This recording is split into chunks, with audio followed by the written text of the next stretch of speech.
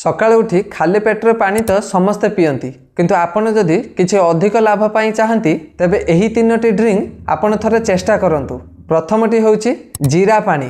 गोटे ग्लास गरम पानी रे आधा चामच जीरा पकांतु एवं आपण एहाको 10 रु 15 मिनिट पर्यंत ढांकी रखंतु किंबा आपण राति रे एहाको भिजाई सकाळ मध्य पी पारिबे। एहा हम हजम शक्ति बा डाइजेशन को मजबूत करे, पेट फुलिबा एवं गैस समस्या मध्य दूर हुए एवं शरीर को आयरन मध्य मिले एवं आपणक लिभर मध्य सफा हुए एवं आपणकर कोष्ठकाठिन्यता दूर हुए।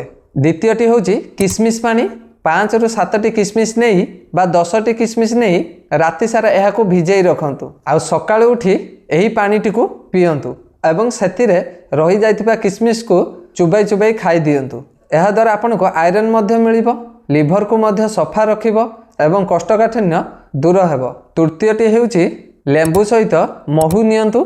गोटे ग्लास हल्का उषुम पानी रे आधा चामच महू नियंतु एवं आधा चामच लेंबूर रस मध्य नियंतु। एहाको भल भाबे मिसाई दियंतु एवं एहाको पियंतु। एहा आपनक शरीर रे विषाक्त पदार्थ को बाहर करिथाय और आपनक स्किन को उज्जवल रखिथाय एवं आपनक शरीर रो फैट मध्य कमाई थाए। एबे सकाळे उठी चाहा किंबा कॉफी पीवा बदल रे आपनक दिनर आरंभ एही तीनोटी हेल्दी ड्रिंक रु करंतु। रहिली जय जगन्नाथ।